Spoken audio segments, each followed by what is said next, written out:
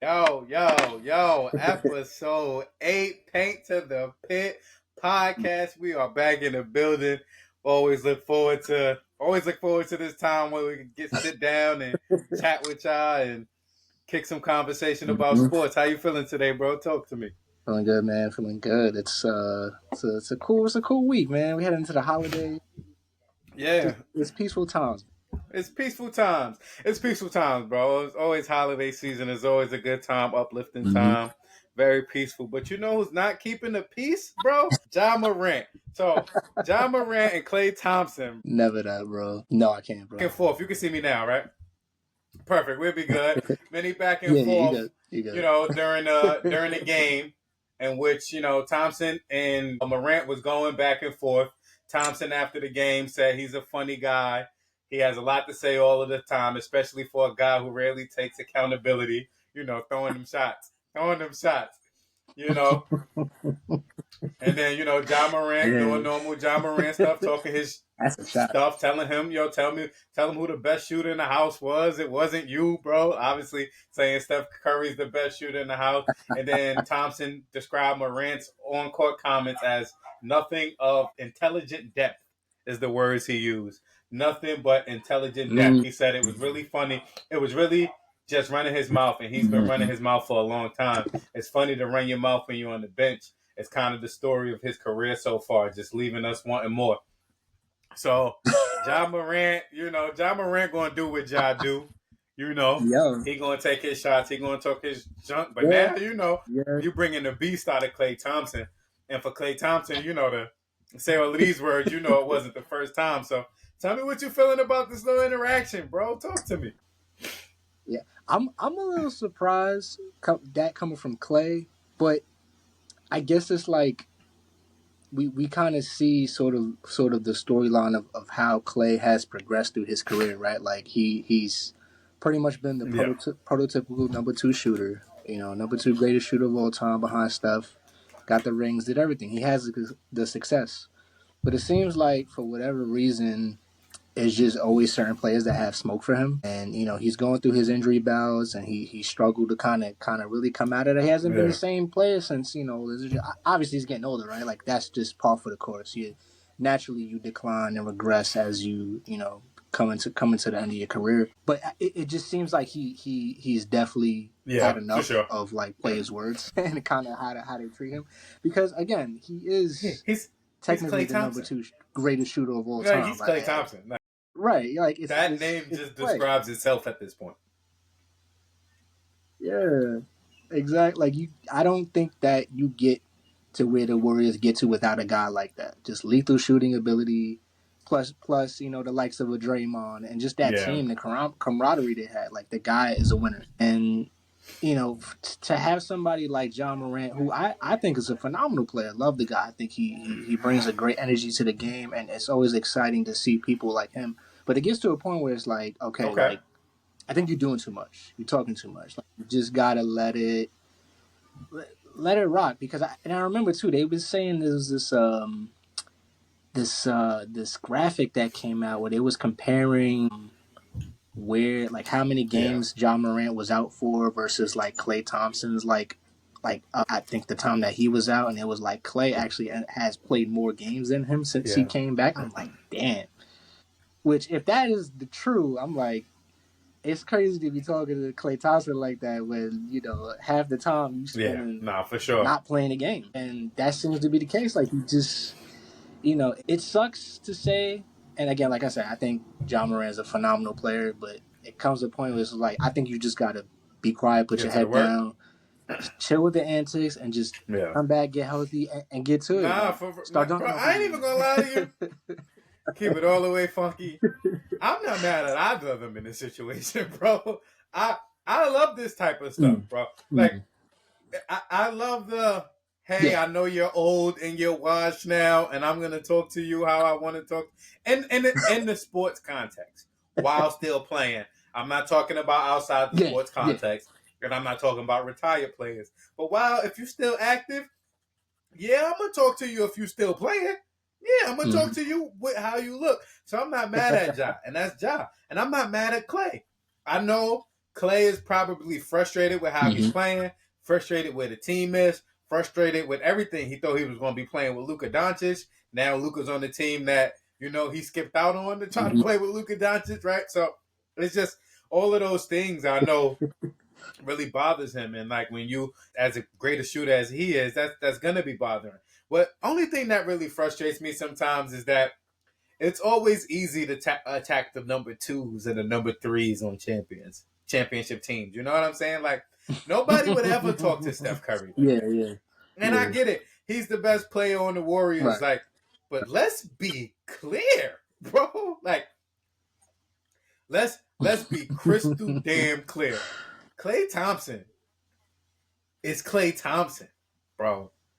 Klay Thompson, Steph Curry said it out his own mouth. Steph Curry said, if I was teaching people how to shoot, I would show them Klay Thompson's jump shot. Perfect form, perfect balance. We've seen the 60 and 3/4, the 60 on like a little bit amount of dribbles. Like we know what he's capable of. So for me, bro, I love it. I love it now. Intelligent thing. All right, that's a dig. That's a little. That's a guy letting you know that he's frustrated with something right now. Because if he was just comfortable, he wouldn't have had to, he probably would have talked this trash back, but he wouldn't have had to degrade him as like his character. You know what I mean? So, because if he was in a good space, he would have just said, like, yo, you can't even talk to me.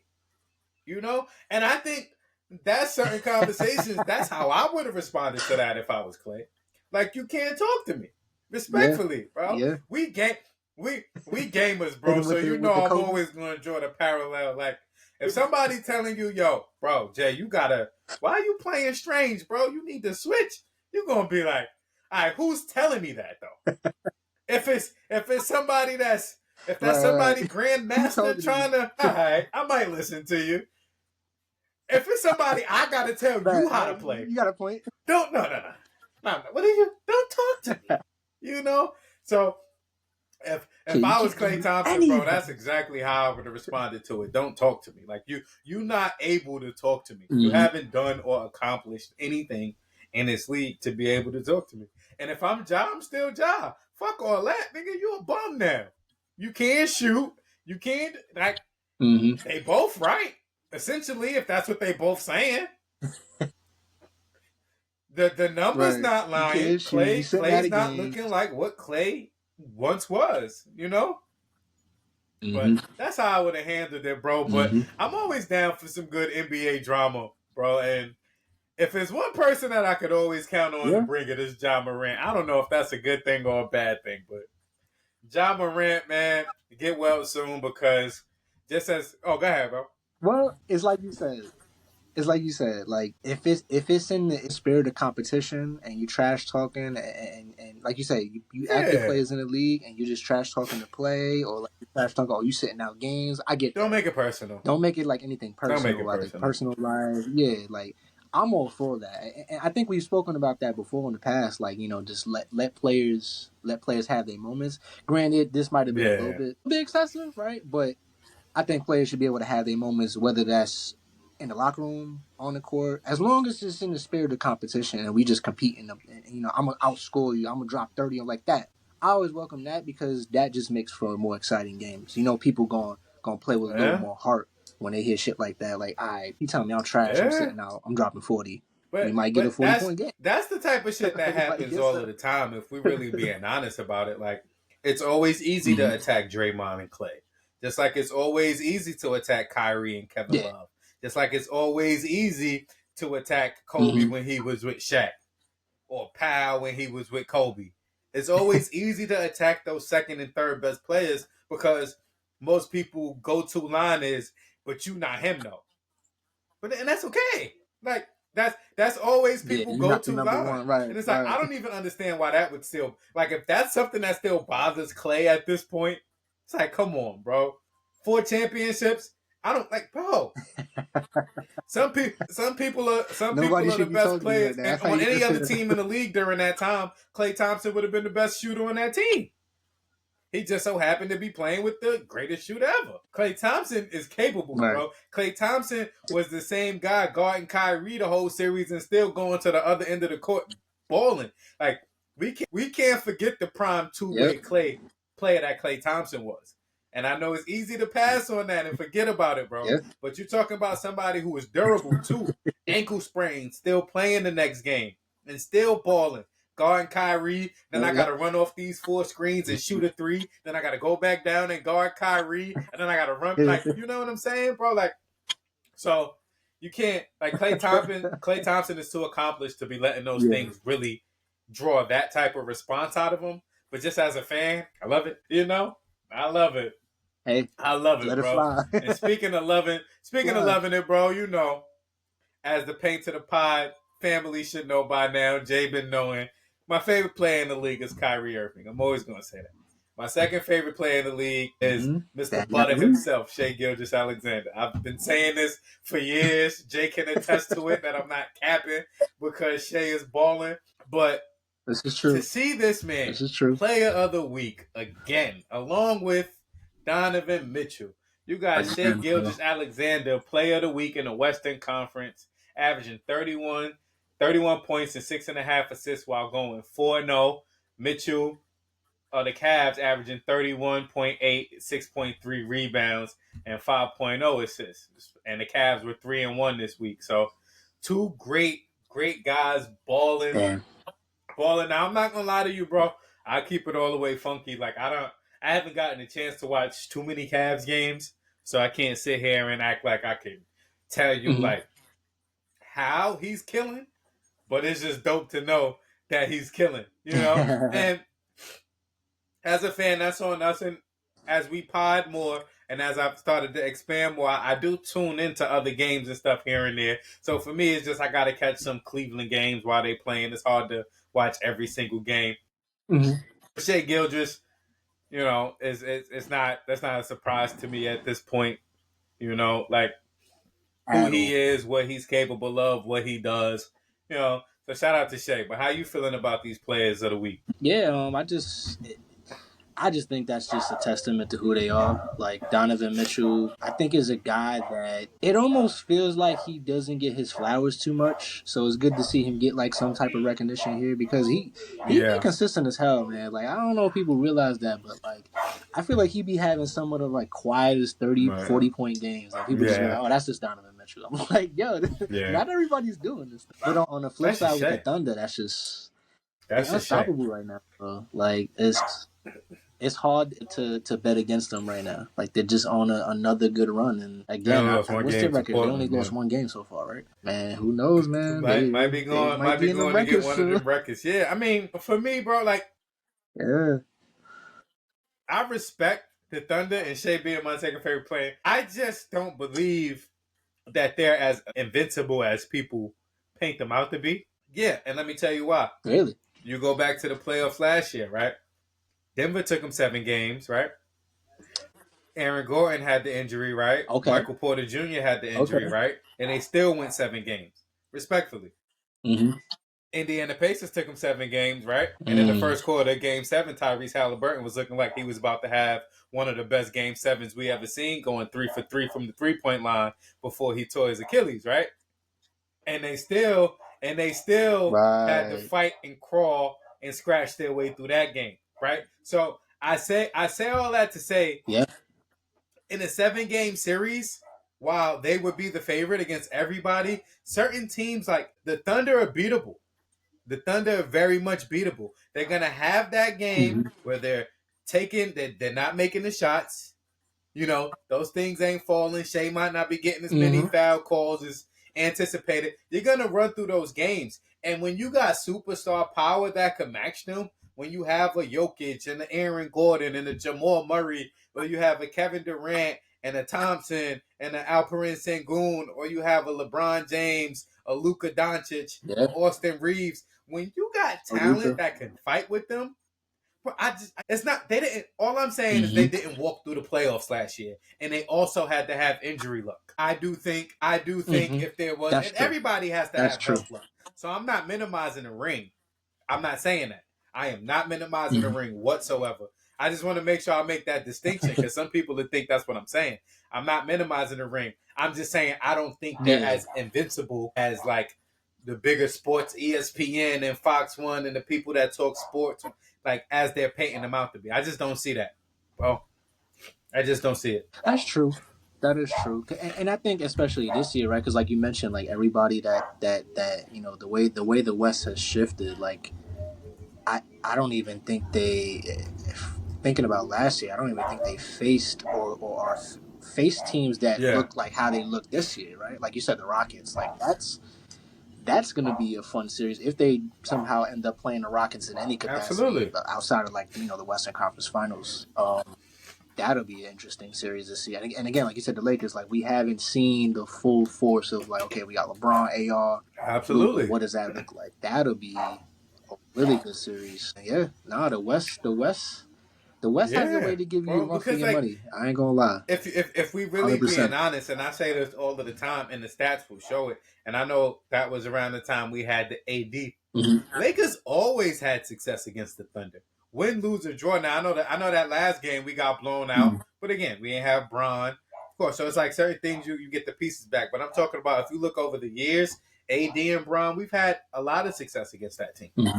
A lot of success against the team is beatable, bro. Yeah, And I respect what they doing because they balling and they beating the teams they supposed to be. But they the youngest team in the league. They should be up for all of these games. Teams like the Rockets and the Lakers and the Bucks and the Knicks, those teams like those the type of teams. The Warriors, they're not fighting for records.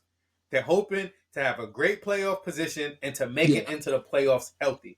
The Thunder got them young bulls, bro. They could right. go out there, win the championship, come back next year, and fight They for got the the runners. regular season record. They got that for that. But I just don't think that they're Yeah. as invisible as people think they are. But speaking of, bro, I did want to bring a new segment, bro. I did want to bring a new segment to the people, bro, because we often talk about when teams are shitty, when players are shitty, when players are playing great and don't be playing great. And we usually Mm-hmm. point to like, miss this, 1 for 10 from three, whatever the case may be. But I wanted to bring a new segment to the Pit fan, bro. I wanted to bring a new segment called Plus Minus Therapy Session, bro. To me, is where we talk and we really dig deep into the emotions of players who overperformed and then players who underperform, but specifically using the Mm. plus minus meter. So every week during the same day, Monday when we do players of the week, I'm just going to look and see who had the highest plus minus for the week and the lowest plus minus for the week. And we're going to have a And conversation, the bro. lowest. So Okay. starting on the good side of things, the highest plus minus of last week was plus 82 across 4 games, bro. Can you guess who that was, bro? Plus Damn. 82 when he was on the court. Plus Can I eight. give you a hint, bro? He's in the West. Can I give you a hint, bro? He's the reigning league MVP. Can I give you another hint, bro? He's the reigning finals MVP, bro. Can I give you? Yo, Shea Gilgeous, bro. You Of course, know, it's that big. Shea Gilgeous is in tap and in tune with his chakras, bro. He is aligned within. You know, He's a he's at lion. peace with himself. He's one. He's not needed. We need him to teach others in therapy how to navigate their emotions so that they could get out here and perform plus 82 in four Plus eight. Yeah, games, that's crazy. bro. That's crazy. Plus 82. Yeah, man. I mean, that means you're doing Bro. something positive Like every plus minute. 82 when you on the court. Come on, bro. Come on, bro. That's just different. That's like plus That's 20 a different. game when you on the court. How many fourth quarters he been sitting out? Shea Gilgeous, man, on a different level. What he say? My whole life Mm-hmm. consistent. Shout out to Shea Gilgeous. So, since his whole life consistent, he in therapy. That's why he here exceeding and doing well. Shout out to Shea. Yeah. Yeah. Now, Mm-hmm. bro, we got to get to the minus side. And, Oh man, I don't even want to know who it is. Unfortunately, when we get to the minus side of things, sometimes there's going to be people who actually I'm a fan of. And I got to get on here and say, yeah, brother, we need you to get your emotions in order. Whatever's going on, we need you to get realigned. We need you to talk about it. We need you to let it out. The We need you mental to right. decompress, let it out, be one with your center, all that shit they say, and figure it out. Bro, Right, align that Kevin heart heard chakra. of the Chicago Bulls. It's a minus 60 across 4 games they played this past week. Minus 60. Now, my brother Kevin, talk to me Hold on, for a let me second. My brother Kevin. Now, see don't get me wrong. something. I've actually watched a couple Chicago games, and I actually enjoy watching them play. Josh Giddey, always fun, very entertaining. Minus 60, bro. Like that means when you That's get on the crazy. court, the team know they gonna be ass. Like when you step on the court, we know we losing these minutes. Minus 60 in 4 games? Like what you Minus 60 is crazy. Like, what are you doing? Kevin. Where you at? This the holiday season. Kevin is the most popular person around the holidays. Kevin McAllister. I mean, Right. come on, Kevin. Get that You gotta right. get that Minus right. 60. Come on, talk to your therapist. Shoot. Come here. Come to your therapy session and talk to your therapist so we can get this figured out, Kevin. I don't want to see you on another one of these, Kevin. I don't. Minus 60 coming from minus on 60? the Bulls is kind of crazy. That's what the Bulls minus not even 60? that bad. Like, So that, bro, minus 60. That means when you play, you're a cone. I know I'm busting your ass. That's exactly what that means. Oh, Kevin's coming in the game. Oh shit. That's what they probably thinking at this point. Kev's in the game. We need you, Kevin, to figure that out. Chicago is a very, very great city, home of the Bulls, home of some legends. We need you to play better for the people in the city of Chicago. I don't ever want to see you on another one of these lists. If I have to see you on another one of these lists, you're gonna move from therapy to the psych ward. Right, it better be. You don't want to go to the psych ward, Kevin. You don't want to go to the psych ward. It's a different conversation when we go to the psych ward. We start asking for you to get released. Right. We start asking different questions.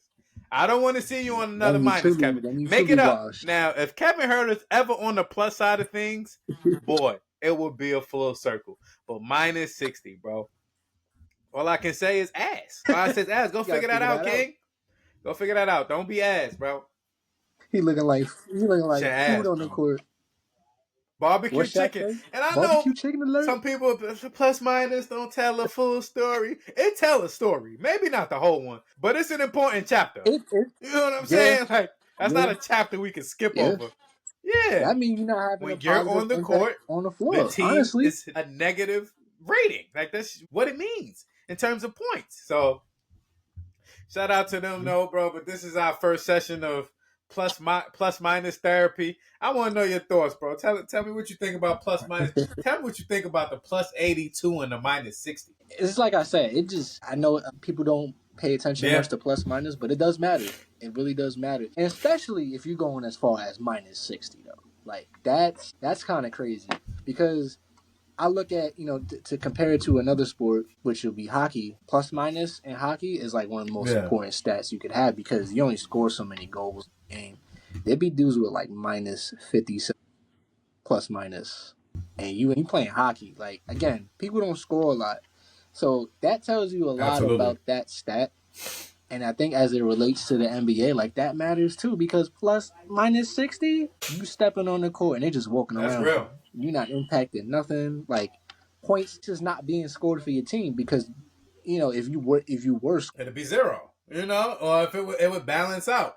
But your team gets scored on more every time when you're on the court. It's just disgusting. We just can't allow it, bro. We just can't allow it, bro. But on a flip side, I think when it comes to people like Shea, like that kind of it allows you to appreciate the game more because you see like there's just players who like just on another planet, like the way they see the floor, the way they see the game, the way they affect the game. It's like to go plus 82 and Four even get in that games. realm, that means everything you doing on the floor is a Crazy, positive bro. force. Your teammate grade A+. Like you just doing nothing but good. Like you can't fail. And for a person like Shea Gilgeous Alexander to have that, it don't surprise me. But again, it really highlights the type of 100%, player bro. he is. That's a guy who makes everybody better. It's just He affects the game. is what he do. Is greatness on another level. You know, definitely working his way to GOAT PG status if he keep it up. If he continue to do this, bro, add a couple more rings, Yeah, couple more yeah. MVPs, always. But speaking 30 of a game. GOATs, bro, speaking of GOATs, speaking of legends, speaking of all time greats, That just John Cena was at his final Raw in our mm, home city, New York City. In our home city, he was at Madison Square Garden this past Monday for his final Raw in Madison Square Garden. Great event, which saw him team up with Sheamus and Rey Mysterio, which I thought was fun given, all of their histories. We saw Dolph Ziggler mm-hmm. return and fight Solo Nah, Sikoa. And the last time is now tournament. Solo Sikoa won. Gunther returned to fight Javon Evans. Obviously, Gunther won. And the last time is now tournament. We had Maxine Dupree. cashed out. We have Maxine Dupree defeating Becky Lynch for the IC title with an assist from AJ Lee. Mm-hmm. And we had major returns. We had the Beast Mm-hmm. Incarnate return. We had the OTC return, and both of them Return. joined their respective War Games team. Flipping over to SmackDown, we saw Carmelo Hayes defeat Bronson Reed in the My Time Is Now tournament with an assist from Cody Rhodes. We also saw on SmackDown AJ Lee and Becky Lynch join their respective War Games teams, bro. So just really want to know what you're thinking about all that happened in wrestling last week. I just gave a recap of the major events that's happened Mm. in the past two shows, but would just love to know what you thought about those two episodes. Yeah. You know what? It's one of those times where I actually got to give him props this time. I really do. Because I know again, we've just been kind of just overlooking the past year and then everything that's kind of transpired since WrestleMania just hasn't really like lived up to what we would like it to Exactly. be. And there's just been a ton of issues. The injuries, of course, I get it's gonna happen, but injuries aside, just been a ton of issues and just things that just never really seemed like it's been panning out. But I liked this week in particular because it gave us something different, right? Like it gave us something where it's just not like it's not just textbook, right? Like for example, Maxine Dupree, right? Like I'm pretty sure there wasn't many people that was expected her to win. It was like, all right, Becky's One probably hundred just gonna percent. go over I was again, and I was then one we'll of just those move people. on from there. But to put the belt on her, Yep. right, right, Yep. exactly. There we go. Like, and to put the belt on her, I'm like, wow, like this is actually cool. Do we have a lot of high hopes for Maxine Dupree? No, but at the same time, it's like, hey, We have no, but you know. that is this. You giving somebody a window to see what they could do, and I think that's where sometimes you find the best stuff. You can't know unless you have a little bit of failure, or you try something that's kind of outside Absolutely. the norm. And it's not just the same 4, 5, 8 superstars that we know and love. Yes, we want to see them get TV time and be everywhere and selling the merch and being your top stars.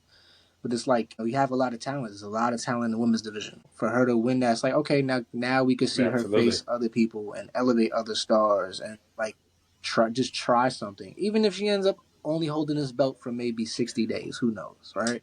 Which seems to be Yeah. kind of the theme they've been going with.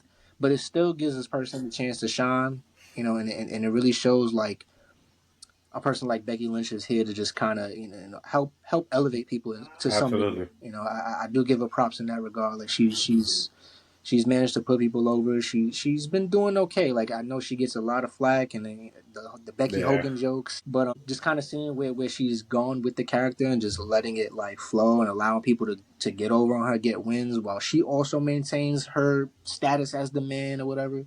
That's been cool to see. I do think that they are a little stuck in terms of everything else, though, like I said this last week, like the women's division is on fire. I think they just got so much talent, and they got a lot of work. They got a lot to work with. There's a lot of ways they could take these storylines, and they have injuries too, right? You know what I mean? Like they just found a way to make things work. But it's just everything else, it still feels hard to grasp onto. I am really appreciative of where they went with this John Cena, just his final run in MSG. And that was, it was a cool little match. It was a nice nod to him, you know. Just giving him that match, having him do the moves with Sheamus and all that, and like put him in the middle, the 5 knuckle shuffle, That was and just fire. gave everyone yeah. But it's just like it's just hard again to latch on to everything because it's like right now what they're doing is it just feels more like fan service. They just want to give us these moments, and it's just still leaving that storytelling aspect out of it, and mainly that's more towards how I feel when it comes to like the War Games match, right? They've just been setting up these War Games matches and positioning everybody to be in this match so they could give us this moment. But I'm like, it sucks that that's all it's going to be, right? Because when we get to War Games, we're going to see nothing but spots. It's a spot fest, right? And then once it's over, it's over. Like what do we're not getting anything after that. Roman Reigns is going to disappear again. Brock Lesnar is going to disappear again. Right on brand. And it just, like it just, you just like, man, like you appreciate the star power, but it's just like, at what point do we get back to trying to tell stories? At what point do we get back to trying to be like cinematic with it? And that's what kind of gets me mad a little bit. I was thinking about that too. Like we look at someone like Roman Reigns, right? Like Roman Reigns has been returning for the last as year. He walks down to the ring now. That's why you saw my eyes go up. I'm like, as he's walking down to the ring right now, as we speak, right? Like that's all he's been doing, and it's crazy when you think about like how well they did that storyline when it was him and the Bloodline and the whole faction, and just being able to prop him up as this like really just dominant almighty guy, like nobody's beating him, and they managed to make him look good as well as everybody around him. Because like again, we say it all the time, right? Like we know Roman is always winning, but they were able to weave in stories and drama to his character. And like betrayal. They showed a lot of layers to his character. Yeah, like everybody had depth. Like the way they eventually turned on Sami Zayn, the way Sami Zayn turned on Roman, like everything they did just had a story, and it made it fun, right? Like we're not just here to watch guys just beat on each other. Yeah, we want to be sold something. We want to be sold a story that's either funny or like it has 100%. That's what we asked for. But Roman Reigns has just become the guy that's been he's almost like the new Brock Lesnar, right? But just come out, spear, do the ooh-ah, spear somebody through the barricade next to Lillian Garcia. That's a fact, bro. But it's just like, man, I just wish there was a little more, man. I just wish there was a little more. I will give them props for the Cody promo. I think the Cody promo was some of his best work, and in a while in regards to SmackDown, and letting Carmelo get his little bump win. But yeah, man, I'm just waiting till after Survivor Series at this point. Yeah, I heard. That's really what I heard somebody say this, and I don't like stealing people's lines, but I just really don't remember where I heard it from, genuinely. But somebody said, like, you really know you're an icon when they love you, and then they hate you, and you could weather that hate storm and survive that hate storm, and then they turn back around to loving you again. That's when you know you truly, truly, truly are an icon and a legend. And I think that's why guys like Roman Reigns can continue to get away with this, right? Because Roman Reigns was the guy we loved, right? Maybe not didn't know much about him. He was the guy in the Shield. And then it's like, okay, then you became the big dog, and they tried to babyface. And then it was like, okay, time away, with the unfortunate news, COVID happened, right? And then now you came back and rebranded, and now like we still know you're Roman Reigns. We still remember what that big dog was, but hey, now you actually have depth to your character. We're getting layers from your character. We're getting like different. We listening to everything you say while you talking to them, while you beating them up. Like it's the psychology behind it. So I think Roman Reigns just got to that icon, legendary status, right? Especially with the Bloodline storyline, which I think when it's all said and done will probably go down as Mount Rushmore or top 5 storylines in WWE history. I would argue right now it's All definitely time. top 3. Mm-hmm. It's a few that it's a few that we can sit and Mm-hmm. argue, and I think one episode we should do that. But there's a few that I would sit and argue. But I think if you a diehard wrestling fan and you watch it through the eras and you understand what that storyline meant, and at the time that we was getting it during COVID and everything, then I think you would have that storyline top 3. So Roman Reigns icon. I think he's gonna keep leaving and coming back, and it's just gonna be the same thing with Brock, leaving and coming back. They still gonna get the pops. I don't care for the match. Like I genuinely don't care for the War Games match. Mm-hmm. Like to me, it would make 0 sense if Punk Team won. I think you have to. This is how I view it in my mind, bro. That match can go either one of 2 ways. Mm-hmm. That match should be either like if you really if Bronson Reed and those guys are really up next. Here's what I think should happen. That match should be they should dominate that match because even looking at the match card, it's like they supposed to dominate that match. When you got Brock, Drew, Bronson, Braun, like you supposed to dominate that match, bro. And Yeah. it's Jimmy, Yeah. it's Jay, it's Yeah. Punk, it's Cody, it's Roman, bro. You supposed to dominate that match. Speaking of Cody, now he's interrupted Roman coming out, but like you supposed to dominate that match, right? And for me, like that's the way it should go. Or a Jey Uso heel turn. You just got it. You gotta do it. And maybe that heel turn is him just walking out of the match. Okay. Him just leaving them niggas. Like, I ain't fucking with y'all niggas. I'm out. I ain't got to deal with this. Yeah. Maybe Roman start trying to bark orders. And he like, nigga, I'm not that no more. And maybe that's how the team crumbles down and stuff. And so I think that would be dope. You got that a point, would be dope. You got a point. Again, the storytelling. Or one of my favorite things that WWE used to do that I don't see them use as much anymore. Just let Seth Rollins' music hit, but he don't never come out. Throw all of them niggas off. And then they lose the match that way. Because now it's like, oh, shit, now Paul Heyman got to be shot. Now everybody got to be... I used to love when WWE did that in matches, bro. Like a music would hit, and you think somebody coming out, and then it's just nothing. And then the person that you thought was going to lose get the upper hand. And then, so I think those... But I think the latter for sure is definitely more me being funny. But I do think a Jey Uso heel turn. I do think, some way the communication between him, Jimmy, and Roman being the cause for some friction in that match, he heel turn. He just dipped. I'm not even saying heel turn like beat somebody up on their team. I'm just saying he just lead a match. And I think now you can explore that a little bit more, bro. But if it's not just an utter domination or Jey Uso turning heel or something in that faction to where the team gets discombobulated because of that, I don't want to see it, bro. Those are only 2 endings I would be interested in.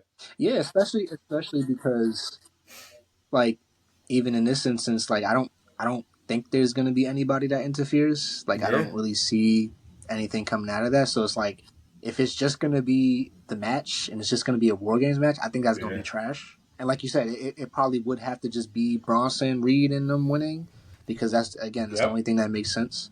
But yeah, I think if you want to create and sort of springboard off of this moment, then I think you got to go with Uso, doing something fucked up and just I'm dipping.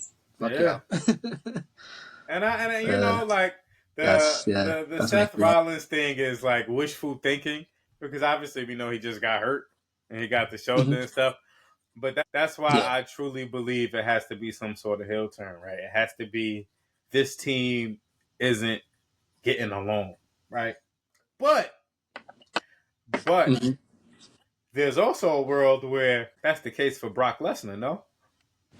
There's also a world where Brock Lesnar don't know how to be on somebody's team. There's also a world where Brock Lesnar don't want to listen to none of them niggas. There's also a world where Brock Lesnar Brock Lesnar knows what Paul Heyman is capable of. Like, I just feel like you can get creative with a match like this, even though it's a match nobody wants to see. Get creative. We haven't seen Brock Lesnar be on a tag team in forever. There's creativity you could do with that. That right. Drew McIntyre has never been a part of the vision or a Paul Heyman plan. That's stuff you could do with that. Drew and Brock fought before. So there's so many dynamics you could play with within these teams. It's like, what if Braun Breaker feel like he the leader of the team? And then now Paul Heyman got to play peacemaker between Braun and Brock. And now what if that's something they start pushing towards? Yeah.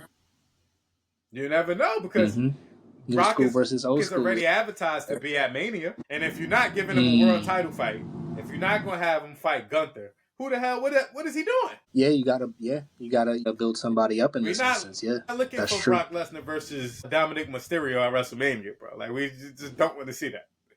we love Dom too much to watch him get fucked up like that, bro. That won't be nice. That won't be nice. Brock Lesnar only knows one way of wrestling, bro. That nigga is that nigga gonna put the paws on you, bro. Beating the shit out of you. And we'll need this. I remember when Roman Reigns flung Dominic over the top ropes. I said, yeah, I gotta stop doing Dom like that, bro. Oh my god! But shout out to them, bro. But definitely on the other end of things, that's the War Games match with the women. I am so looking forward to that match. Just for so many reasons, right? One, I know it's gonna be a spot fest, especially for Io Sky. Like, she gonna have those moments where she moonsaulting off the fucking top of the steel cage and shit. But oh my god! Now with the trash can on her head. Now Punk coming out, but with the trash can on her head. But I just love what's going on with the women. Bro. I love seeing Lash Legend next to Nia Jax. I love that. I absolutely love that for her. Yeah. I love, like you said, Becky Lynch has just been doing amazing work with just putting people over. And I love when athletes like Becky Lynch, like, they start using social media well, LaSalle too. And that's one thing she's been great at, just posting shit and just saying shit and just keeping people engaged. Like, some of her one-liners, like, you know, they always say it's easier to be a heel, bro, and we know that, but it's even that much better when somebody executes it, like, flawlessly. And Becky Lynch is just made to be a heel, you know. Certain people are made to be heels, bro, and she's one of them. But the world of wrestling, as you know, I keep saying it throughout this pod, we know Monday Night Raw on as we speak. But the world of wrestling, the world of basketball, bro, always some great stuff, always some fun stuff to talk about it, you know. And of course, I enjoy talking with you, bro. But before we get out of here, we got to do our shout outs, bro. You know, anything from the world of sports. Don't have to be basketball, don't have to be wrestling, but anything from the world of sports, any team, person, anybody that you would like to give a shout out to. I think I definitely want to give an extra nod to Carmelo Hayes.